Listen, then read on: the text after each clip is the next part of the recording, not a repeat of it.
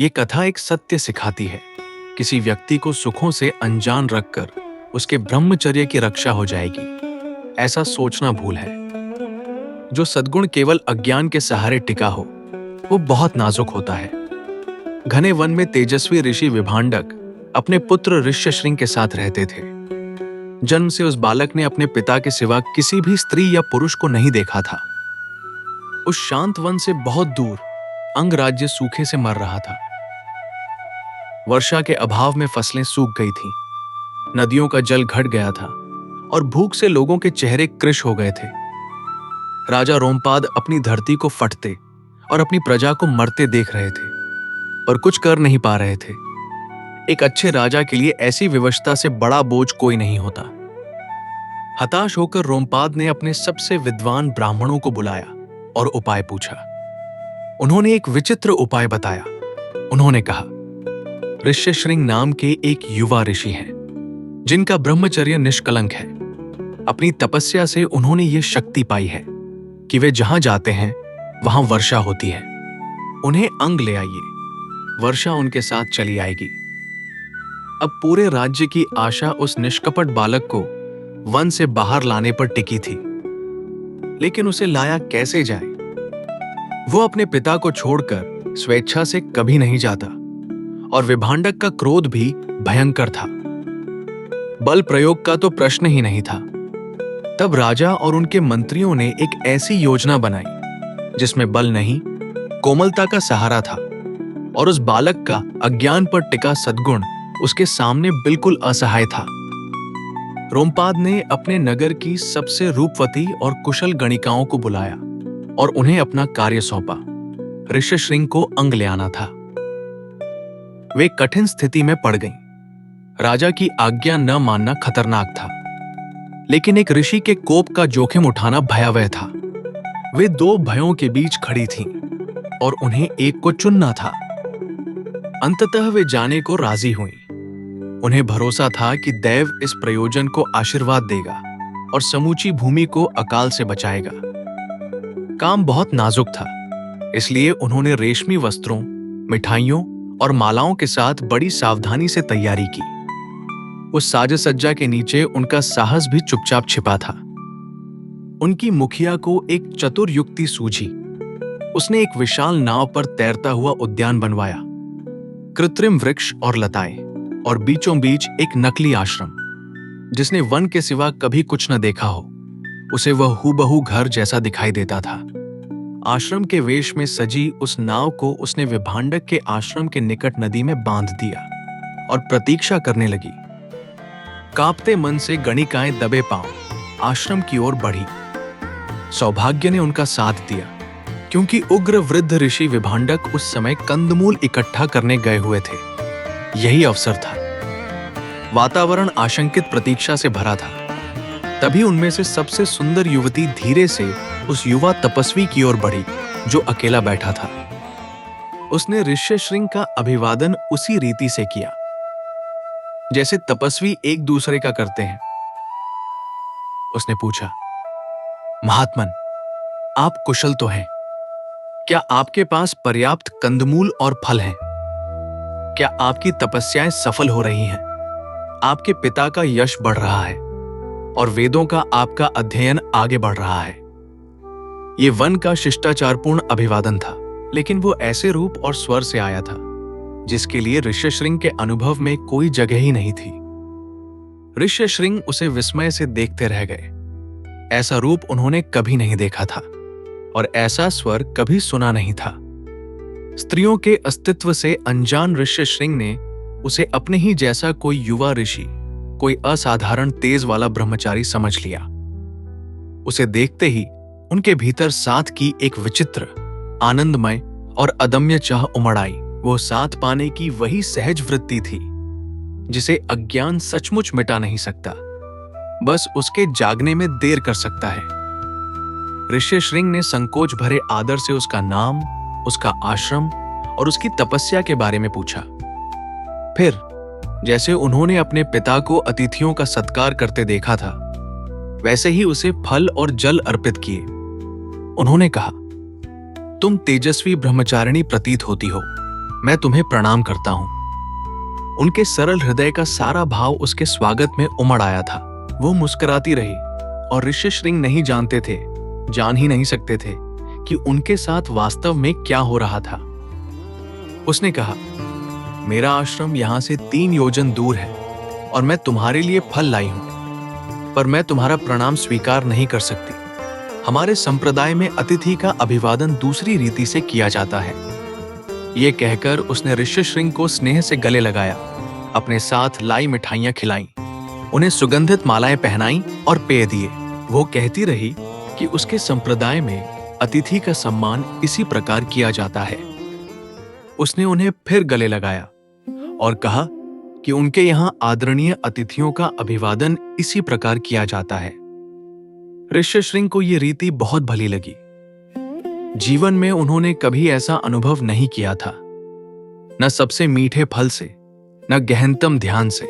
मालाएं, हंसी और उसका सान्निध्य, उनकी बाहरी संसार से अनजान आत्मा ने इन सब को वैसे ग्रहण किया जैसे सूखी धरती पहली वर्षा को पी लेती है। तब गणिका को लगा कि वृद्ध ऋषि शीघ्र लौट सकते हैं। उसने कोमलता से बहाना किया और कहा कि अब उसे अपना अग्नियज्ञ करना है। फिर वो चुपचाप चली गई और ऋष्यशृंग उसे जाते देखते रहे। उनके भीतर ऐसी कसक उठी जिसका कोई नाम वे नहीं जानते थे। वो अभी उन्हें अपने साथ नहीं ले गई थी, पर उन्हें बदल चुकी थी, और यही काम का अधिक कठिन हिस्सा था। विभांडक लौटे तो उन्हें तुरंत समझ आ गया कि कुछ ठीक नहीं है। हवा में अनजानी सुगंध तैर रही थी, मिठाइयां इधर उधर बिखरी पड़ी थीं। पवित्र उपवन मैले और अस्त व्यस्त थे और दैनिक कार्य अधूरे पड़े थे। फिर उनकी दृष्टि पुत्र के चेहरे पर गई, जो चेहरा सदा स्थिर जल की तरह निर्मल रहता था। वह अब बादलों से घिरा, उद्विग्न था। वृद्ध ऋषि ने उस व्याकुलता का कारण पहचाना और उनके मन में सिहरन दौड़ गई। विभांडक ने कठोर और चिंतित स्वर में ऋष्यशृंग से एक के बाद एक प्रश्न किए। पवित्र समिधाएं क्यों नहीं जुटाई गईं? इन पौधों को किसने तोड़ा? गाय दुही गई या नहीं? तुम्हारी सेवा करने यहां कौन आया था? और ये अनोखी माला तुम्हें किसने दी? तुम इतने व्याकुल क्यों हो? हर प्रश्न उन्हें उसी आशंका के और निकट ले जा रहा था जिससे वे डर रहे थे, और ऋष्यशृंग ने हृदय विदारक निष्कपटता से उत्तर दिए। ऋष्यशृंग ने कहा, यहां अद्भुत रूप वाला एक ब्रह्मचारी आया था। मैं उसके तेज और उसकी वाणी की मिठास का वर्णन नहीं कर सकता। उसकी बातें सुनते हुए और उसकी आंखों में देखते हुए मुझे ऐसा सुख मिला जैसा पहले कभी नहीं मिला था। और जब उसने मुझे गले लगाया, शायद अभिवादन करने का उसका यही ढंग है, तो मुझे ऐसा आनंद मिला जैसा सबसे मीठे फल खाने पर भी कभी नहीं मिला।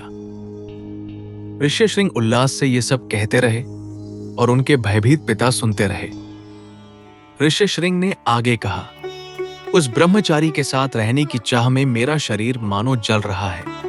मैं उसे खोजने जाना चाहता हूं और उसे यहां ले आना चाहता हूं। उसके तेज और उसकी भक्ति का वर्णन मैं नहीं कर सकता। उसे फिर देखने के लिए मेरा हृदय व्याकुल है। वो पूरी तरह निष्कपट भाव से उसके प्रेम में पड़ चुका था। उसे यह भी पता न था कि उसके साथ कुछ हुआ है, सिवाय इसके कि उसे जीवन का सबसे अच्छा मित्र मिल गया था। अब विभांडक सब समझ गए। उन्होंने गंभीर स्वर में कहा, बेटे, वो कोई ब्रह्मचारी नहीं था। वो एक दुष्ट राक्षस था जो राक्षसों की तरह हमें बहकाने और हमारी तपस्याओं को नष्ट करने आया था। उनके पास ऐसे हजारों छल होते हैं, उसे फिर कभी अपने पास मत आने देना। उन्होंने उसे राक्षस इसलिए कहा क्योंकि उनके वनजीवन की दुनिया में ऐसे किसी और शत्रु के लिए उनके पास कोई नाम ही नहीं था। लेकिन सच अधिक कोमल था और कहीं अधिक अजय। वृद्ध ऋषि ने 3 दिन तक वन में उन अजनबियों को खोजा, पर उन्हें कुछ नहीं मिला। वे हतबुद्धि होकर लौट आए, लेकिन जो होना था हो चुका था। आश्रम की शांति सदा के लिए भंग हो गई थी और ऋष्यशृंग के भीतर लालसा का बीज जड़े जमा चुका था।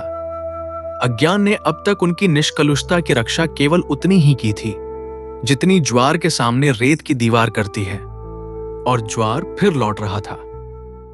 जब विभंडक फिर जड़े और फल लेने बाहर गए तो वो गणिका चुपचाप लौट आई। ऋष्यशृंग ने उसे दूर से ही देख लिया। वे उछलकर खड़े हुए और उसकी ओर दौड़ पड़े।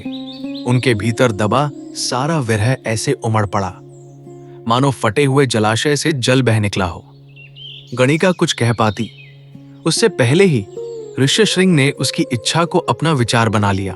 उन्होंने कहा, सुंदरी, पिता के लौटने से पहले मुझे अपने आश्रम ले चलो। गणिका जिस उद्देश्य से आई थी, ऋष्यशृंग स्वयं वही प्रस्ताव रख रहे थे। दोनों आश्रम के रूप में सजी उस नौका पर चढ़ गए। ऋष्यशृंग के सवार होते ही नौका ने अपने बंधन छोड़ दिए और सहजता से नदी में बहती हुई अंग की ओर चल पड़ी। यात्रा सुखद भी थी और शिक्षाप्रद भी। अंग पहुंचते पहुंचते ऋष्यशृंग संसार को पहले से अधिक जान चुके थे। ब्राह्मणों की बात भी सच निकली। जैसे ही उनका चरण अंग की धरती पर पड़ा, आकाश फट पड़ा और मूसलाधार वर्षा होने लगी। नदियां भर गईं, सरोवर लबालब हो उठे और सूखे से पीड़ित लोग आनंद के आंसू बहाने लगे। अत्यंत प्रसन्न होकर रोमपाद ने अपनी पुत्री राजकुमारी शांता का विवाह ऋष्यशृंग से कर दिया। फिर भी रोमपाद निश्चिंत नहीं हो सके। उन्हें भय था कि विभंडक अपने चुराए गए पुत्र को खोजते हुए आएंगे और शाप से राज्य को भस्म कर देंगे। इसलिए उन्होंने चतुराई से ऋषि के मार्ग में उत्तम गायों के झुंड रखवाए और ग्वालों को यह कहने का निर्देश दिया, हम ऋष्यशृंग के सेवक हैं, हम उनके पूजनीय पिता के स्वागत और सेवा के लिए आए हैं। उधर पुत्र को आश्रम में न पाकर क्रुद्ध विभंडक समझ गए कि इसके पीछे राजा का हाथ है। वे राजधानी को भस्म कर देने के इरादे से उसकी ओर चल पड़े, पर मार्ग के हर पड़ाव पर उनका सामना अपने पुत्र की उत्तम गायों और विनम्र सेवकों से हुआ। पड़ाव दर पड़ाव, सम्मान दर सम्मान, वृद्ध ऋषि का क्रोध शांत होता गया। राजधानी पहुंचते पहुंचते विभंडक शांत हो चुके थे। वहां उन्होंने अपने पुत्र ऋष्यशृंग को देवताओं के राजा के समान सिंहासन पर विराजमान देखा। उनके पास सुंदर शांता बैठी थी। उनकी सुंदरता ने वृद्ध ऋषि के मन को शांत कर दिया। विभंडक ने राजा को आशीर्वाद दिया और पुत्र से कहा, इस राजा को प्रसन्न रखना और जब तुम्हारे यहां पुत्र जन्म ले तो मेरे पास वन में लौट आना। ऋष्यशृंग ने पिता की आज्ञा मान ली। तब लोमश ने युधिष्ठिर से कथा समाप्त करते हुए कहा, जैसे दमयंती और नल, सीता और राम, लोपामुद्रा और अगस्त्य तथा द्रौपदी और आप, वैसे ही शांता और ऋष्यशृंग भी समय आने पर वन में आए और प्रेम तथा उपासना में रहे। ये उनका आश्रम है। यहाँ स्नान कीजिए और पवित्र हो जाइए। पांडवों ने वहां स्नान किया और अपनी देवोपासना संपन्न की।